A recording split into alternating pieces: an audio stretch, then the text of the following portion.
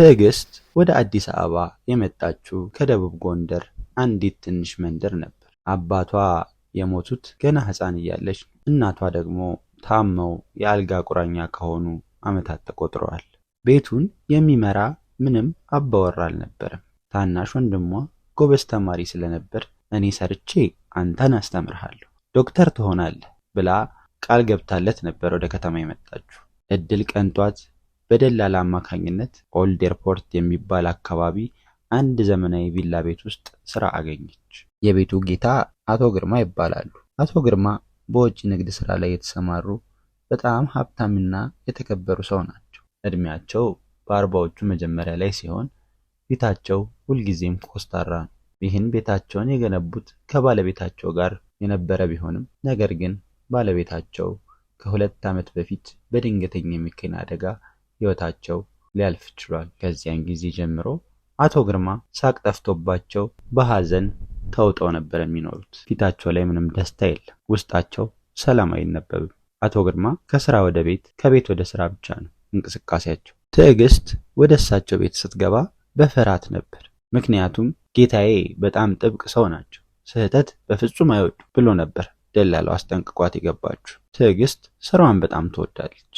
ጠዋት 11 ሰዓት ተነስታ ቤቱን ታጸዳለች፣ ቁርስ ታዘጋጃለች፣ እንዲሁም ልብስ ታጥባለች። አቶ ግርማ ጠዋት ሊወጡ ሲሉ ጫማቸውንም ወልውላ ታቀርብላቸዋለች። እሳቸው ብዙም አያናግሯት። ቁርስ እዛ ላይ አስቀምጪ አሊያም ሸሚዜን ተኩሺ ከማለት ውጪ ሰላምታ እንኳን በደንብ አይለዋወጡ። ለእሳቸው ትዕግስት ማለት ከቤቱ ዕቃዎች አንዷ ናት። ስራዋን እስካከናወነች ድረስ መኖሯን እንኳን ልብ አይሉት። ነገር ግን እዚህ ቤት ውስጥ ሌላ አንድ ሰው አለ። የአቶ ግርማ ታናሽ ወንድም ዳዊት። ዳዊት የአቶ ግርማ ተቃራኒ ነው። ስራ የለውም፣ እዛው ቤት ይውላል ያድራል። እድሜው 25 ቢሆንም አስተሳሰቡ ገና የልጅ ነበር። አቶ ግርማ ናቸው የሚያኖሩት። ዳዊት በሱስ የተጠመደ ነው። ጫት ይቅማል፣ መጠጥ ይጠጣል። በቅርቡ ደግሞ የስፖርት ውርርድ የተባለ ሱስ ውስጥ ገብቷል። ብዙ ጊዜ ከአቶ ግርማ ኪስ እየሰረቀ ወይም ዕቃ እየሸጠ ይጮታል። አቶ ግርማ ይህንን ያውቃሉ። ይቆጡታል፣ ያባርሩታል። ነገር ግን ከኔ በስተቀር ማን አለው ብለው መልሰው ይቀበሉታል። የወንድም ፍቅር አይጣል አይደለም የሚባለው። ትዕግስት ስራዋን በታማኝነት ቀጠለች። አቶ ግርማ ቀስ በቀስ እየወደዷትም መጡ። ማለትም እንደ ሰራተኛ አከበሯት። ንጽህናዋ፣ ታዛዥነቷ እና ዝምቷ በጣም ተመቻቸው። እንዲያውም አንድ ቀን ትዕግስት በጣም ጎበዝ ነሽ፣ ለፋሲካ ወደ ቤትሽ ስትሄጂ ቦነስ ነገር እሰጥሻለሁ ብለዋት ነበር። ትዕግስትም በደስታ ፈነደቀች። ያንን ገንዘብ ለወንድሟ መመዝገቢያ እንደምትልክለትም አሰበች። ነገር ግን ሰይጣን የሚሰራው በዝምታ አይደለም የሚባለው። ቀኑ ደርሶ የሰይጣኑም ስራ የመጀመሪያ ቀን ደረሰ። ያ መጥፎ ቀንም ቅዳሜ ቀን ነበር። አቶ ግርማ ለአንድ ትልቅ የቢዝነስ ጉዳይ ወደ ዱባይ ሊሄዱ ሻንጣቸውን እያዘጋጁ ነበር። ከመኝታ ቤታቸው ውስጥ አንድ ሚስጥራዊ ካዝና አለ። በዚህ ካዝና ውስጥ የባለቤታቸው ወርቆች እና ከፍተኛ መጠን ያላቸው የውጭ ምንዛሪ ገንዘቦች ይቀመጣሉ። አቶ ግርማ ለጊዜው የሚሆናቸውን $10,000 አውጥተው ጠረጴዛ ላይ አስቀመጡ። ፓስፖርታቸውን ለመፈለግ ወደ ሌላኛው ክፍል አመሩ። በዚህም ሰዓት ትዕግስት ሳሎን ውስጥ ወለል እያጸዳች ነበር። ዳዊት ደግሞ ሶፋው ላይ ተቀምጦ ስልኩን እየነካካ ነበር። ፊቱ ግን ጥሩም አልነበረም። ምክንያቱም ትላንት ማታ በውርርድ 50,000 ብሩን ተበልቶ ዕዳ ውስጥ ገብቷል። አበዳሪዎቹ በሙሉ ዛሬ ካልከፈልከን እንገልሃለን ብለውም ዝተውበታል። ዳዊት ጭንቀት ውስጥ ገብቷል። ወንድሙን መጠየቅ አይችልም። ምክንያቱም ባለፈው አንዲት ብር ብሰጥህ እኔ ወንድምህ አይደለሁም ብለው ምለውበታል። አቶ ግርማ ከላይ ፎቅ ሆነው ተጣሩ። ትዕግስት እስቲ ያንን ሰማያዊ ኮቴን አቀቢ። እሺ ጌታዬ አለች ትዕግስት። እያለከለከችም ወደ ላይ ወጣች። ኮቱን ከመቀመጫው አንስታ ለመስጠት ወደ መኝታ ክፍሉም አመራች።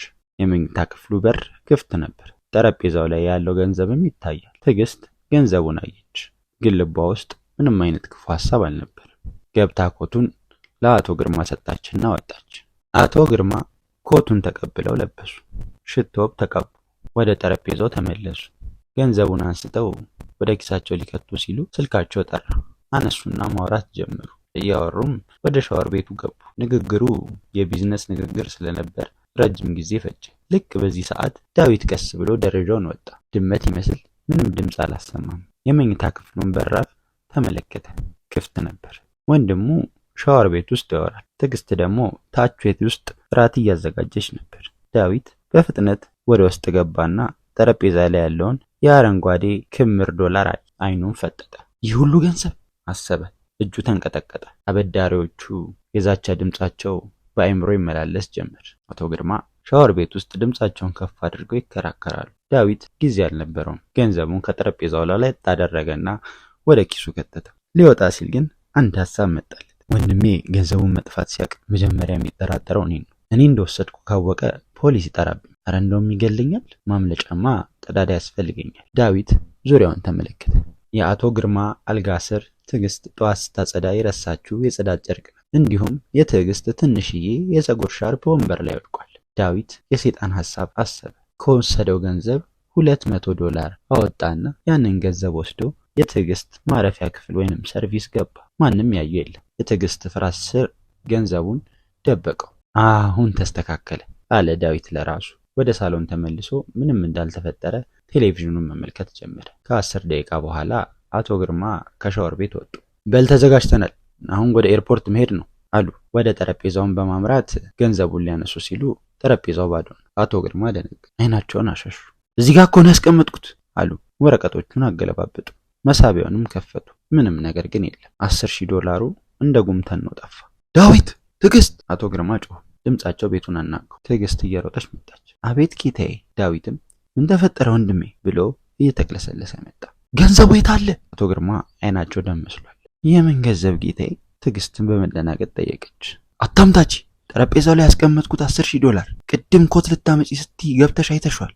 የት አደረግሽው? አቶ ግርማ ወደ ትዕግስት ተጠጉ። ትንፋሻቸው ያስፈራል። ጌታዬ እኔ ምንም አላየሁም፣ ኮቱን ሰጥቼ ወጣሁ እንጂ።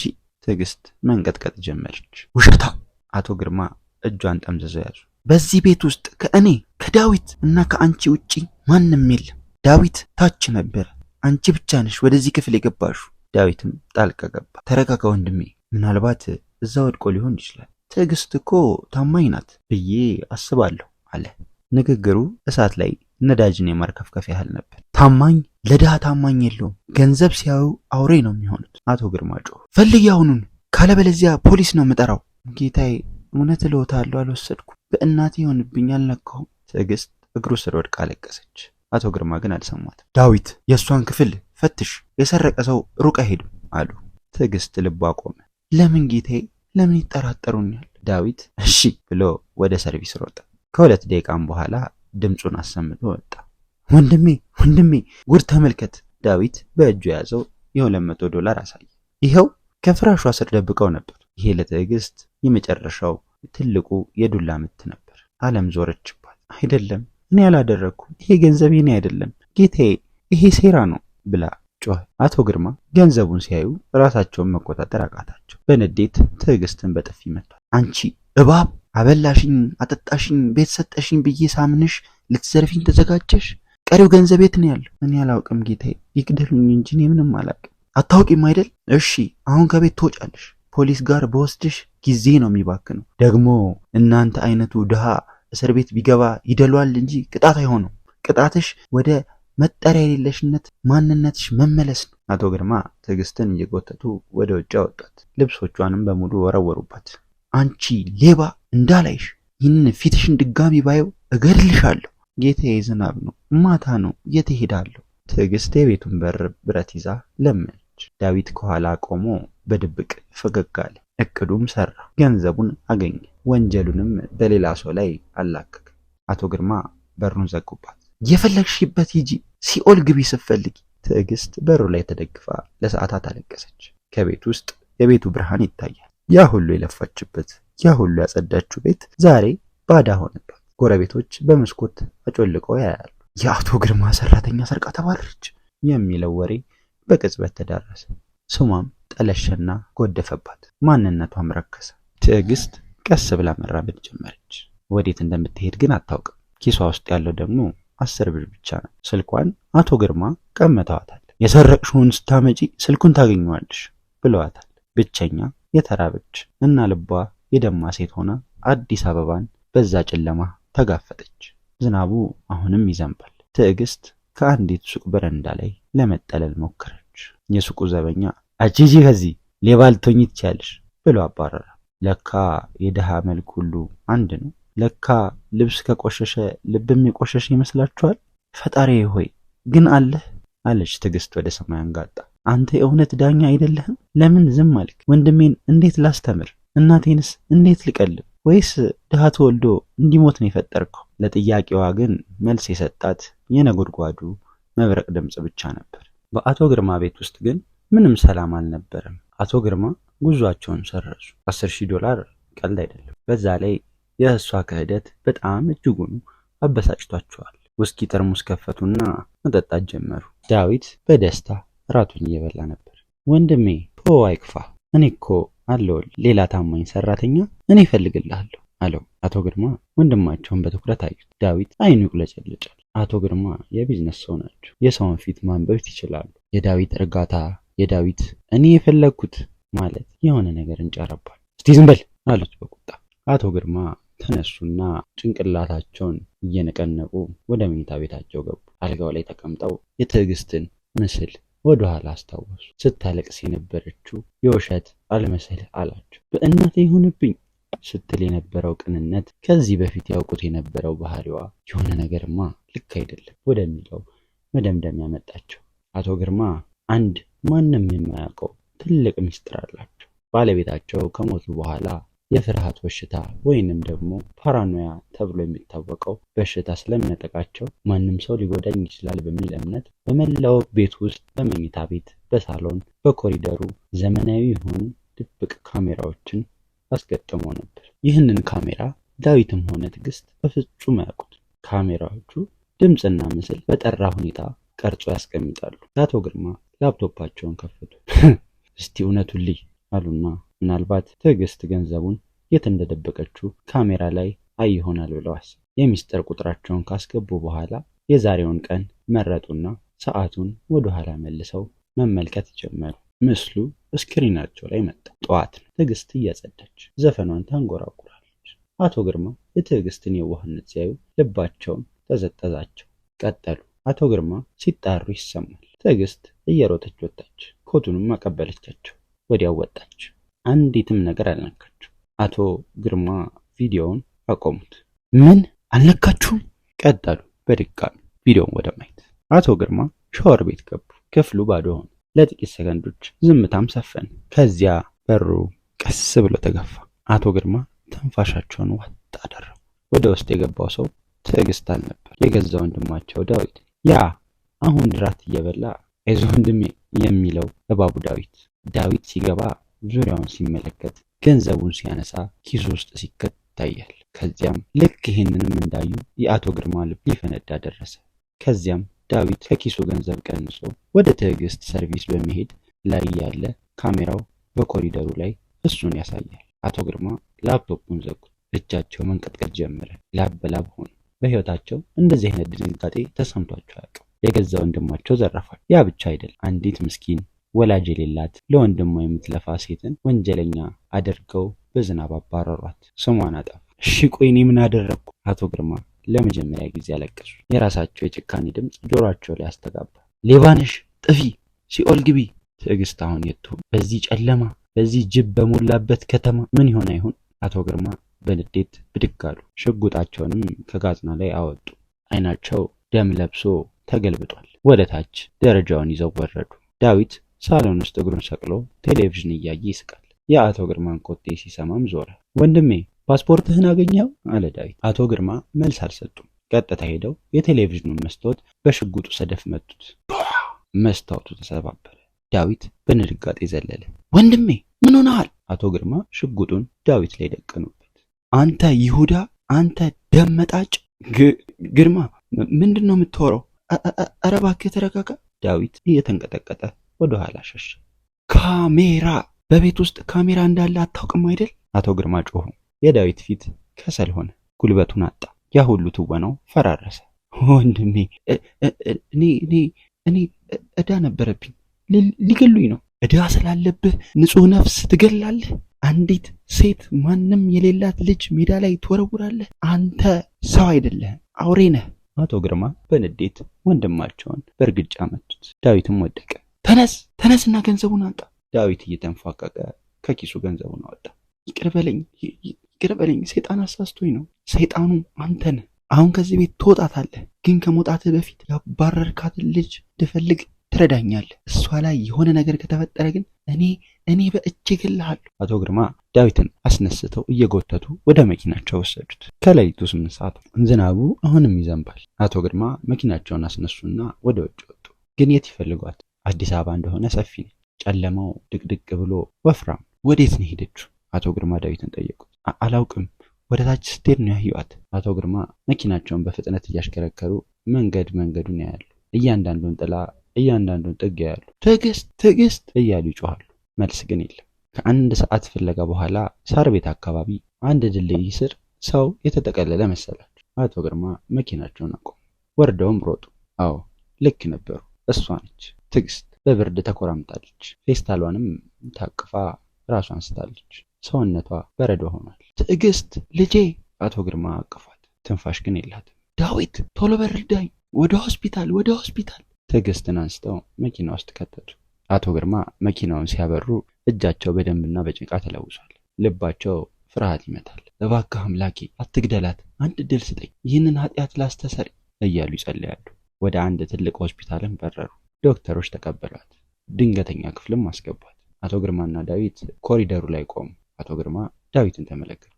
ጸልይ፣ እንዳትሞት ጸልይ፣ ምክንያቱም እሷ ከሞተች አንተም አብረሃት ትሞታለህ። 3 ሰዓት አለፈ። አንድ ዶክተር ወጣ። ፊቱ ደክሞ ወደ አቶ ግርማ ነበር ያመራው። አቶ ግርማ ልክ ዶክተሩን ሲያዩ ወደ ዶክተሩ ሮጡ። ዶክተር እንዴት ሆነች? ዶክተሩ ትንፋሽ ወሰደ።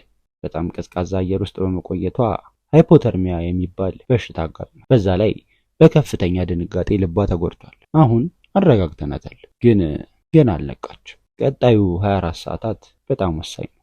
አቶ ግርማ ወንበሩ ላይ ተዘረሩ።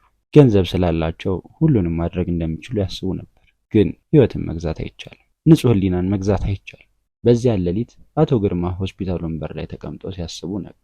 ህይወታቸው ሙሉ በሙሉ ባዶ ሆኖ ታያቸው። ካዝና ሙሉ ገንዘብ አላቸው፣ ግን ልባቸው ባዶ ነው። ትዕግስት ባዶ ኪስ ነበራት፣ ግን ልቧ ሙሉ ነበር። አሁን ያንን ልብ ሰበር። ፀሐይ ስትወጣ የሆስፒታሉ ክፍል ውስጥ እንቅስቃሴ ተሰማ። አቶ ግርማም ወደ ትዕግስት ክፍል ገቡ። ትዕግስት አይኖቿን ገልጣለች። ግራ በመጋባትም ታያለች። አቶ ግርማን ስታይ በፍርሃት ተሸማቀቀች። ብርድ ልብሱን ማጥበቅ ያዘች። ጌታዬ ይቅርታ፣ እወጣለሁ፣ አትምቱኛለች በደከመ ድምጿ።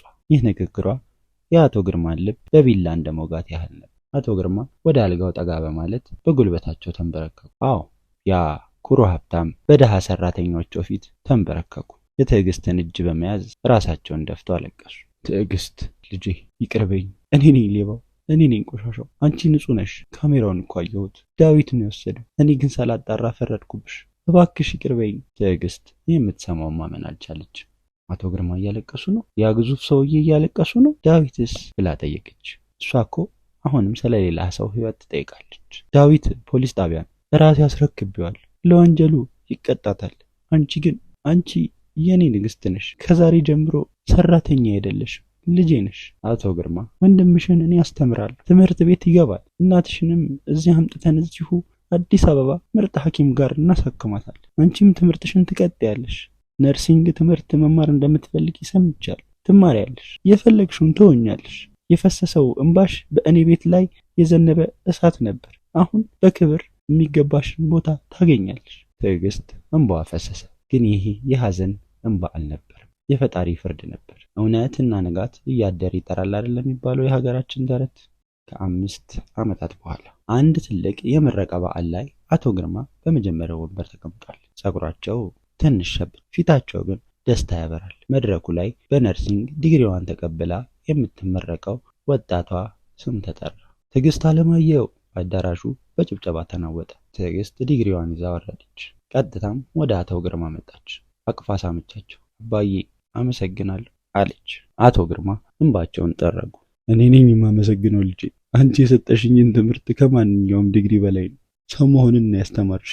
ዳዊት ከእስር ተፈቶ አሁን ራሱን አሻሽሎ በትንሽ ስራ እየተዳደረ ነው። ወንድሙንና ትዕግስትን ይቅርታም ጠይቋል። ህይወት አስተምረው አሁን ተሻሽሏል። የታሪካችን መልእክት አንድ ሰው በድህነት እንዳትመዝኑ፣ ልብሱ ቢቆሽሽ ልቡ ግን ንጹህ ሊሆን እንደሚችል በማሰብ ለመፍረድ አንቸኩል እንላለን። በተለይ አቅም የሌላቸው ሰዎች ስንገፋ ከኋላቸው ያለው ጠበቃ ፈጣሪ መሆኑን አንርሳ።